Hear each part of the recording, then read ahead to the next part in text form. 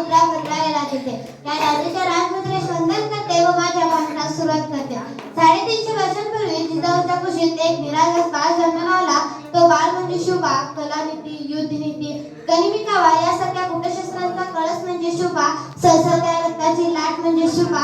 या महाराष्ट्रात माणुसकी मोजण्याचे माप म्हणजे शुभा. दुश्मनाच्या मनात देखील पवित्र स्थान निर्माण करणारा किमयागार म्हणजे शुभा.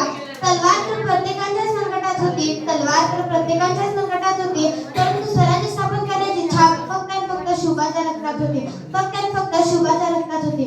मित्रांनो, शिवाजी हा केवळ 3 अक्षरी नाव नाही, तर तो एक मंत्र आहे. आणि तो मंत्र उच्चारताच अंगातील रक्त सळसळायला लागतं आणि एकीकडे सकारात्मक ऊर्जेचा प्रवाह सुरू होतो. मित्रांनो, शिवाजी महाराजांनी हिंदवी स्वराज्य निर्माण केले. हिंदवी स्वराज्य निर्माण करत असताना छत्रपती शिवाजी महाराजांकडे प्रचंड सैन्य साठाही नव्हता, शस्त्र पुरवठाही नव्हता. त्यासाठी सुरुवात ही शून्यातूनच झाली होती. मित्रांनो, शिवाजी महाराजांनी सैनिक गोळा केले नाही, तर स्वराज्यावर प्रेम करणारी माणसे गोळा केली आणि यातूनच आपलं हे स्वराज्य निर्माण झालं. मित्रांनो, छत्रपती शिवाजी महाराजांचा वारसा सांगणारे, आपण स्वतःला सुशिक्षित मानून घेणारे, आपण स्वतःच्या जन्मकुटीला घेऊन बसलो. आले या प्रयासनी करतो मृत्यू, आली शिवजयंती करतो पार्ट्या. आपण काय आदर्श घेऊन आहोत राजांचा? राजांनी अनेक गड किल्ले जिंकले, परंतु कुठल्याही गडाला स्वतःचा मोठेपणा दाखवण्यासाठी नाव दिले नाही. महाराजांनी अनेक मोहिमा आखल्या, परंतु कधी पंचांग पाहिले नाही. महाराजांना अनेक संकटे आले, तरी महाराजांनी कधी आत्महत्येचा विचार केला नाही, कधी व्यसनाचे आहारी गेले नाही. त्यासाठी आता खरी गरज आहे छत्रपती शिवाजी महाराजांना समजून घेण्याची.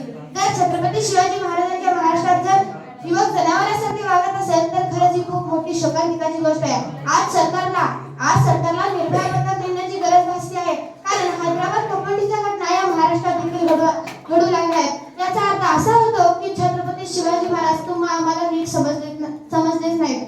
माती समान मानणाऱ्या माझ्या राजाच्या राज्यात स्त्रियांना 51% आरक्षण नव्हते, तर 100% आरक्षण होते. मी आज तुम्हाला सध्याची परिस्थिती सांगते.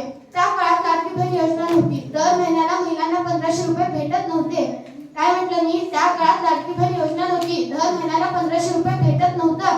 तर त्यावेळेस लाडकी बहीण सुरक्षा योजना होती आणि ते फक्त आणि फक्त छत्रपती शिवाजी महाराजांनी उभा केले होते.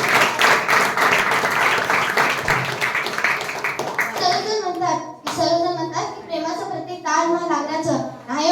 खरं प्रेमाचं प्रतीक म्हणताना स्वराज्याला लाभलेले कळकोट आणि त्या कळकोटावर सांडलेलं आपल्या मावळ्यांचं रक्त हेच खरं आपल्यासाठी प्रेमाचं प्रतीक असू शकतं. एकमेव राजा आहे, त्या राजाने कधी रंगमहाल बांधला नाही. कोणी बघितलं का कुठल्या किल्ल्यावर रंगमहाल? एकमेव राजा आहे, त्या राजाने कधी रंगमहाल बांधला नाही. एकमेव राजा आहे, त्या राजाच्या दरबारात कधी परस्त्री नाचली गेली नाही. त्या राजाच्या दरबारात परस्त्री वाचली गेली. तो दरबार म्हणजे फक्त आणि फक्त छत्रपती शिवाजी महाराजांचा दरबार.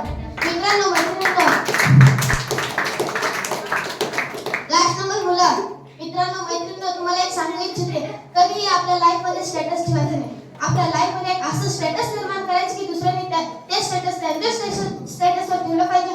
आणि असंच 350 वर्षांपूर्वी या महाराष्ट्रात एक युवक जन्माला आला आणि त्या एक महामानवाचं स्टेटस आज देखील आपण 19 फेब्रुवारी 2026 रोजी देखील त्या महामानवाचं स्टेटस आपल्या स्टेटसवर ठेवलं. आणि त्या महामानवाचं नाव आहे छत्रपती शिवाजी महाराज. आणि आपल्या लाईफ मध्ये असंच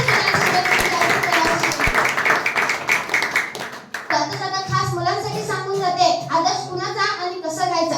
हल्लीच्या 2-3 वर्षाच्या काळात पुष्पा 2 नावाचं पिक्चर आलं. ते बघून आमच्या पोरांना बरं वाटायला लागलं. त्या पुष्पाचा एक स्टाईल होतो झुकेगा निशाला, ते करून आमच्या पोरांना बरं वाटायला लागलं. परंतु त्या पुष्पा 2 मधला पुष्पाचा आदर्श घ्यायचा हे मला माहिती. लास्ट नंबर तेच सांगलेलं, त्या पुष्पाचा आदर्श घ्यायचा हे मला माहित नाही. परंतु ज्या राजाने मुघलांसमोर खंबीरपणे उभा राहून त्याला झुकेगा निशाला करून त्यांना त्यांची अवकाश दाखवून या महाराष्ट्रात जागृत ठेवलं, त्या राजाचा आदर्श मात्र आपण नक्कीच घ्यायला पाहिजे. धन्यवाद.